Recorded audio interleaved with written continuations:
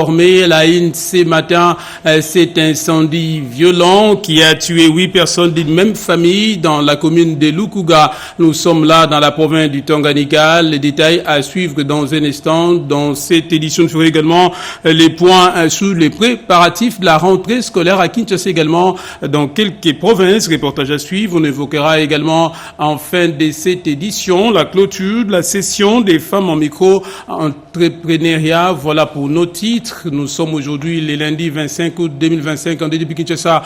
Bonjour à tous et à tous et bienvenue à vous si nous rejoignez dans cette première édition du journal qui s'ouvre par cet incendie violent qui a tué 8 personnes dans la commune de Lukuga. Nous sommes là dans la province du Tanganyika. Il s'agit d'une mère avec 3 de ses enfants et 4 autres de ses dépendants. En détail, explication, reportage. Un violent incendie s'est déclaré ce dimanche 24 août aux environs de minuit dans une maison située sur l'avenue Joseph Kabila dans le quartier Kichanga, commune de la Lukuga, ville de Kalemi en province du Tanganyika. C'est un sinistre d'une ampleur dévastatrice qui a coûté la vie à 8 personnes d'une même famille, tandis que 2 survivants ont pu être secourus. Espoir Charles, père de famille, et son bébé de moins d'une année. Selon le premier témoignage recueilli sur les lieux, le feu s'est propagé rapidement, piégeant la majorité des occupants à l'intérieur du bâtiment. La situation était d'autant plus dramatique que l'incendie s'est produit en pleine nuit, rendant les opérations de secours particulièrement difficiles. Les forces de l'ordre sont intervenues vers 2 heures du matin pour tenter de sécuriser la zone et essayer de maîtriser la situation. Les corps des victimes ont été transportés à la morgue de l'hôpital général des références de Kalemi, tandis que le père rescapé et son bébé ont été conduits d'urgence à une polyclinique voisine pour y recevoir des soins appropriés. Pour l'instant, la cause de l'incendie demeure inconnue. Selon les témoins, ce même domicile avait déjà été touché par un incendie en 2019 qui, fort heureusement, n'avait alors causé aucune perte en vies humaines.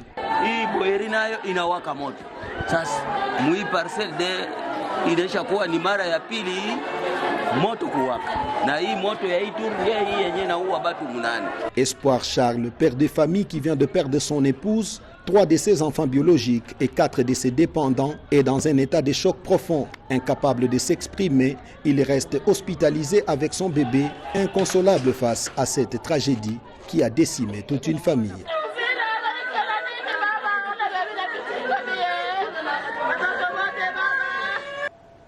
À quelques jours de la rentrée scolaire fixée pour le 1er septembre, le lundi donc prochain, sur toute l'étendue du territoire national, les écoles publiques et privées s'activent déjà pour accueillir les élèves anciens comme également nouveaux, conformément au calendrier scolaire fixé par les ministères de l'enseignement primaire et également secondaire. Cependant, la plupart des parents sont actuellement confrontés à plusieurs difficultés. C'est les grands format de cette édition signée Joséphine Diondo. Après 2 mois de vacances, les écoliers de la RDC s'apprêtent à reprendre les chemins de l'école. À quelques jours de la rentrée, les parents sont déjà tiraillés entre l'achat des fournitures scolaires d'une part et le paiement des acomptes sur les frais scolaires d'autre part. Une pratique pourtant interdite par le ministère de l'Éducation. J'ai 5 enfants. Je dois débourser $100. Je suis confuse. Les écoles privées exagèrent. L'État congolais doit réglementer car nous en avons marre. Toutefois, certaines écoles se conforment à la décision du ministère de tutelle. Elles restent coopératives et ouvertes au dialogue avec les parents. Non, on ne demande pas les frais d'inscription. L'inscription, elle est gratuite. Sauf que nous ne sommes pas si exigeants sur le paiement des acomptes avant que l'enfant soit admis. Mais par contre, si un parent venait avec l'argent, ça ne nous dérange pas du tout. Si un parent peut même payer pour toute l'année, nous, ça ne nous dérange pas du tout. Pendant ces temps, les travaux de réfection sont en cours dans plusieurs établissements afin d'offrir un cadre adapté aux élèves. Outre la réhabilitation des infrastructures, les préparatifs pédagogiques battent l'air plein. Donc, chaque professeur devra avoir sa charge horaire individuelle. C'est ce que je suis en train de faire là-bas. Et après avoir terminé à donner à chaque professeur la charge horaire, Là, il faut maintenant aller à la grille horaire. Comme j'ai déjà terminé la charge horaire individuelle, maintenant je suis en train de mettre ça sur la grille horaire générale. Donc vous allez voir 2025-2026. L'engouement pour les inscriptions reste timide dans certaines écoles, impactées par la politique de la gratuité de l'enseignement de base. On nous a pas fouillé, mais ça ce sont les parents. Hein. Peut-être qu'ils ne sont pas encore prêts à faire rentrer les enfants, mais réellement... Comme c'est la gratuité, nous on ne demande rien, nous attendons. Hein? Entre injonctions administratives, contraintes économiques des familles et les efforts des établissements, la rentrée scolaire en RDC s'annonce comme un véritable exercice d'équilibre pour tous les acteurs de l'éducation. Je rajoute à cela que plusieurs enfants orphelins à la capitale ont bénéficié des kits scolaires. Question de mieux préparer cette rentrée scolaire fixée pour le 1er septembre prochain. D'autres détails dans ces reportages dessinés Nadine et Yango. Ils sont au total 50 enfants orphelins à avoir bénéficié de fournitures scolaires pour bien préparer la prochaine rentrée. Ces gestes de générosité posés par les coordonnateurs du service spécialisé du chef de l'État en charge de changement de mentalité, Jacques Kangoudia, a été rendu possible grâce au partenariat avec la boutique Chic Shop. Pour les coordonnateurs du service spécialisé du chef de l'État Jacques Kangoudia, ces gestes de solidarité constituent un signe d'amour et d'affection envers ces enfants orphelins. C'est un événement très important et très riche en symbolique. Distribuer les fournitures scolaires aux enfants, c'est une façon de leur dire: voici le moyen par lequel vous pouvez devenir un homme demain. On met les enfants sur la voie de l'éducation, on assure son lendemain, on assure le lendemain de la nation. Et dans le cadre des orphelins, nous estimons que c'est une bonne façon de les prendre en charge afin que leur lendemain soit meilleur. Notons que ces dons s'inscrivent dans l'objectif de redonner les sourires à ces enfants démunis, car l'éducation reste une clé essentielle pour l'ascension sociale.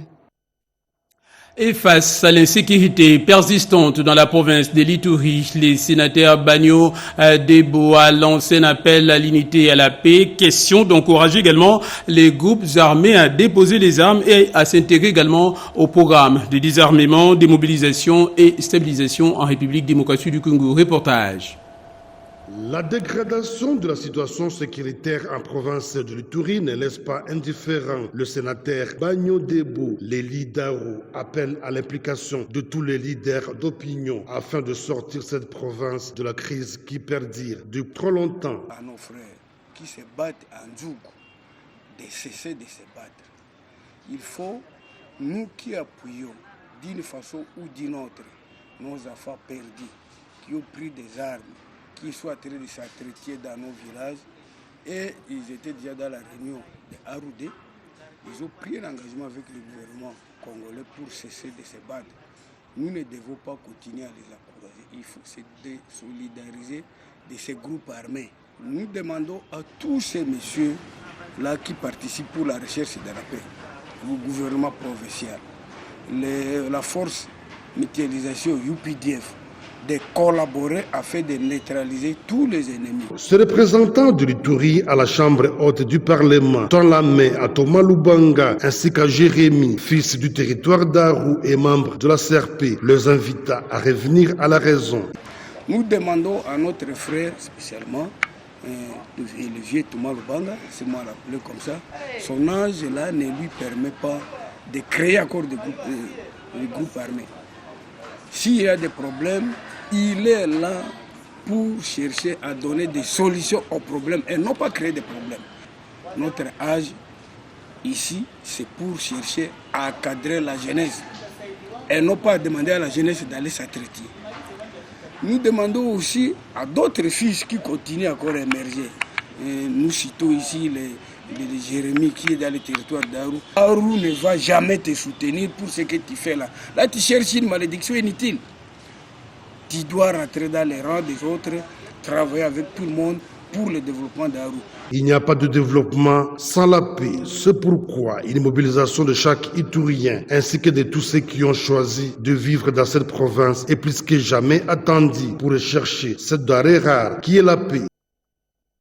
Voilà donc pour ces reportages dans la suite de l'actualité. Lancement dans la province du Lualaba, les travaux de la télé de dissémination des résultats de l'enquête démographique et de santé de l'Institut national de la statistique. Explication en détail.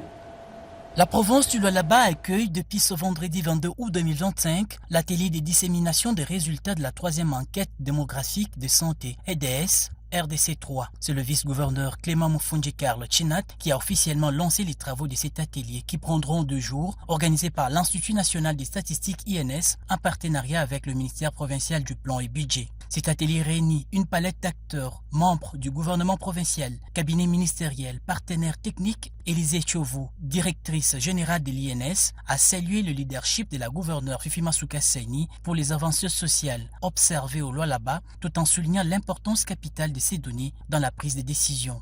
L'EDS 3 a été lancé en mars 2002 par un arrêté du ministre du Plan. Elle s'inscrit dans une longue tradition des enquêtes menées dans plusieurs pays dans le cadre du programme Demographic and Health Surveys.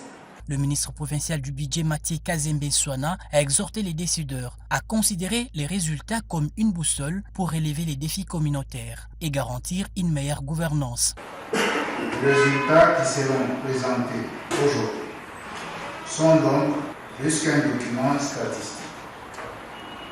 Ils révèlent les forces et les faiblesses de notre système provincial et constituent une boussole pour orienter nos politiques publiques, améliorer la gouvernance et assurer une gestion transparente et participative. Le vice-gouverneur a réitéré l'engagement du Lualaba à vulgariser et intégrer ces données dans la planification des actions publiques avant de donner les go des travaux de l'atelier. Ces résultats doivent aussi devenir un levier stratégique, solide, d'aide à la décision. Il renforce la définition, le suivi et l'évaluation rigoureuse de nos politiques publiques. J'invite chacun d'entre vous, participants de cet atelier, à faire preuve d'assiduité, d'attention rigoureuse, d'analyse critique pour que les résultats de cette enquête ne demeurent pas de simples documents, mais se transforment en outils concrets et efficaces au service de nos populations. Les résultats de l'EDS RDC 3 couvrent les domaines clés comme la santé maternelle, infantile, la nutrition, la vaccination et la mortalité. Ils constituent un outil stratégique pour orienter les politiques de développement au niveau local et national. Pour cette première journée, les participants ont eu droit à la présentation des résultats de l'enquête et la technique utilisée pour récolter les données. Lancement dans la province d'ici d'Ubongi de la campagne d'échographie gratuite mise en place pour les contrôles, également les consultations prénatales pour les femmes enceintes. Dans le sud d'Ubangui, la Fondation Sangouma, à travers sa structure sanitaire Jude Medical Clinic, lance une campagne gratuite de contrôle échographique pour les femmes enceintes. Une initiative rare dans une région où cet examen crucial est encore inaccessible à la majorité. Depuis mercredi, une équipe de techniciens bénévoles équipés d'un appareil mobile et autonome venus des États-Unis sillonnent les zones périphériques de la ville de Gemena sans se heurter au défi de l'électricité.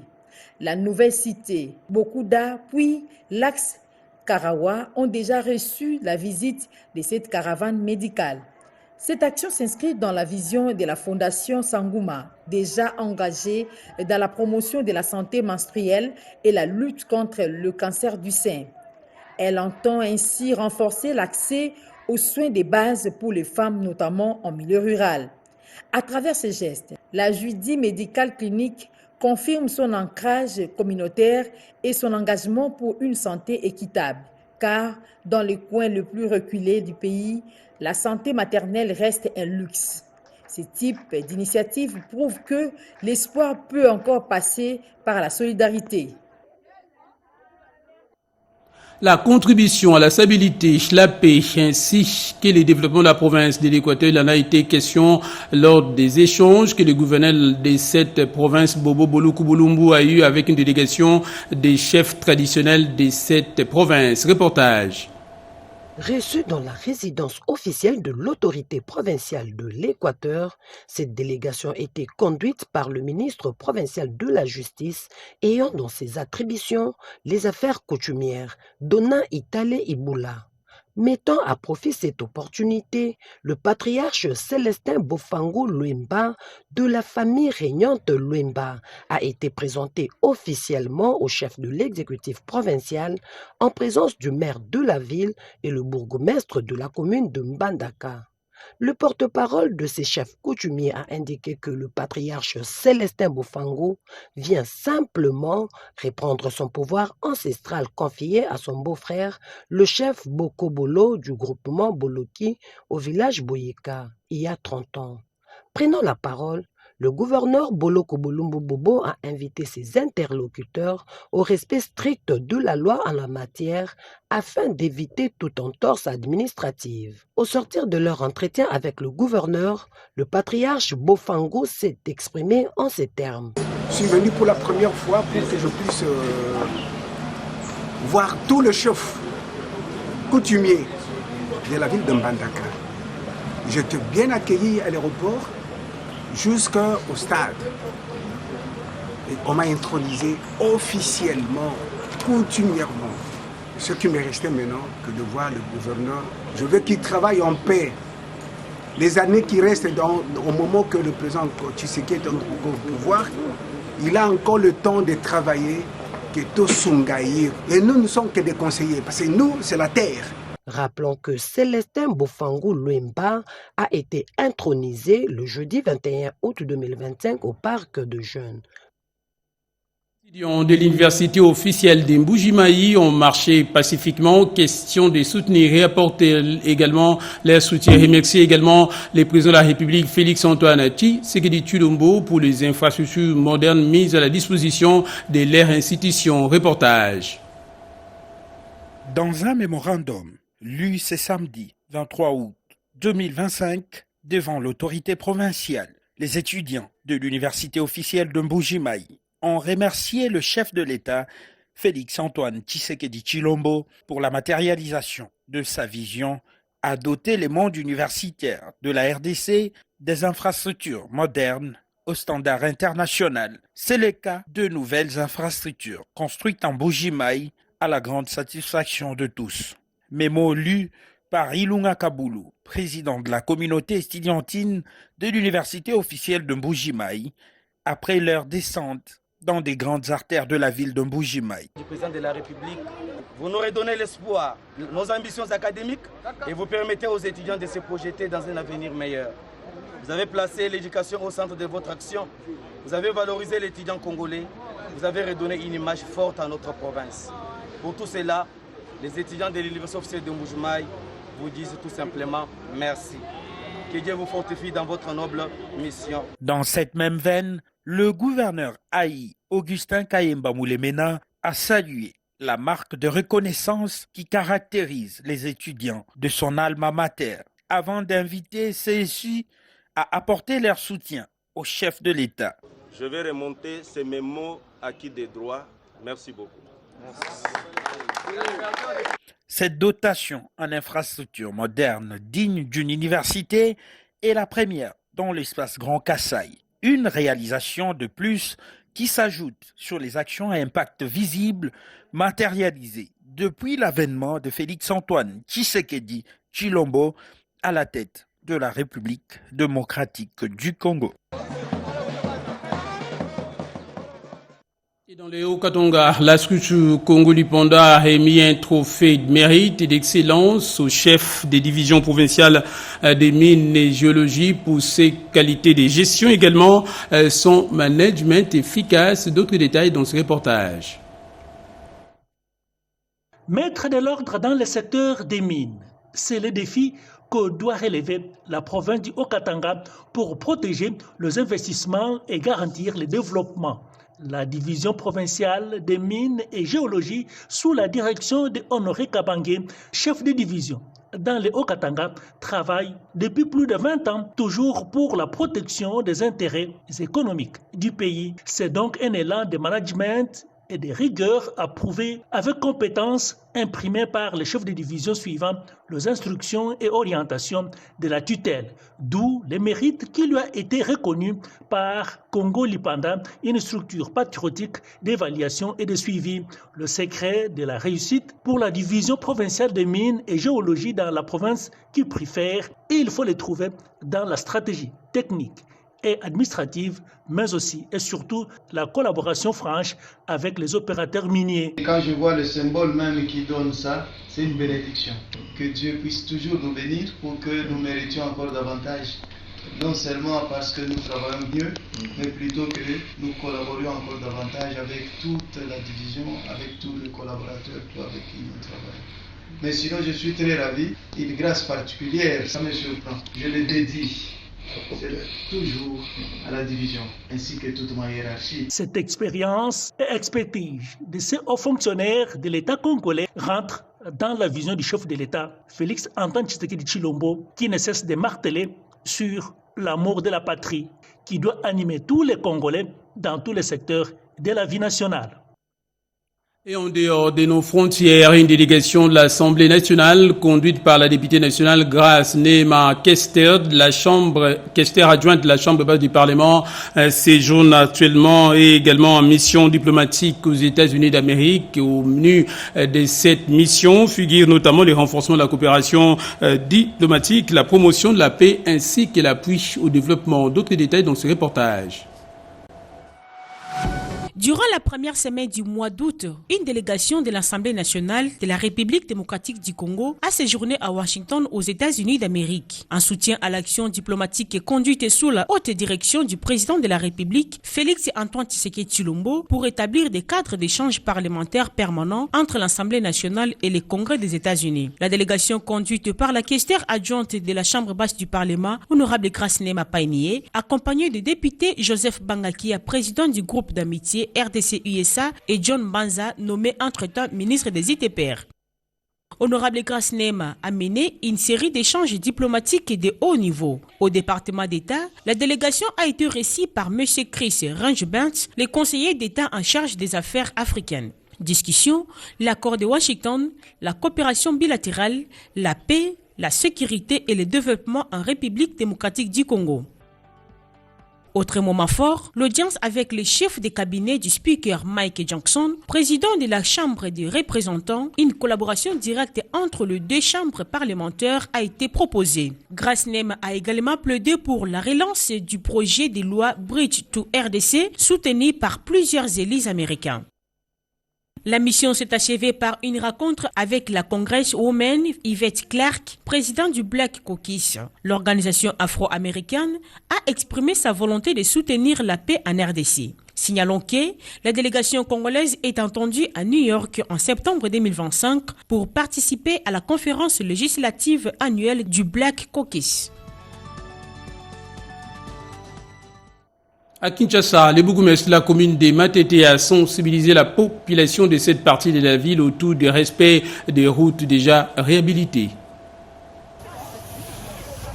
La commune de Matete doit revêtir de sa plus belle robe d'antan. C'est la détermination affichée par le bourgmestre de cette municipalité, Jules Mukumbi, à travers cette sensibilisation de la population matétoise pour les salons hebdomadaires. Jules Mukumbi a invité ses administrés au respect et entretien des routes réhabilitées. Ensemble, avec les fidèles de l'église de Loba, présents sur le terrain, le numéro 1 de Matete a donné le ton par un coup de balai et le curage des caniveaux. Les Matétois et Matétoises doivent emboîter les pas, a-t-il martelé. Ces recommandations du VPM, son Excellence Germain, ministre de l'Intérieur, Affaires coutumières, nous a recommandé par rapport à l'assainissement de la ville.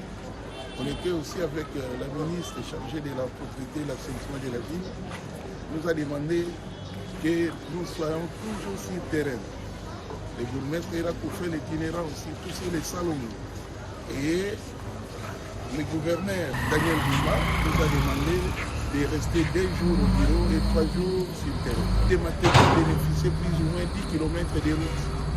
Alors nous avons travaillé, on a quitté les caniveaux, on a essayé de balayer les routes. Maintenant c'est très propre. Mais pour moi aujourd'hui c'était une leçon de civisme. Tôt le matin à 7h a débuté les Salongo pour s'achever à 11h. Désormais, il lancera ainsi. On vient maintenant à cette session de clôture de formation des femmes autour de la micro-entrepreneuriat en République démocratique du Congo. D'autres détails dans ce reportage signé David Moubenga.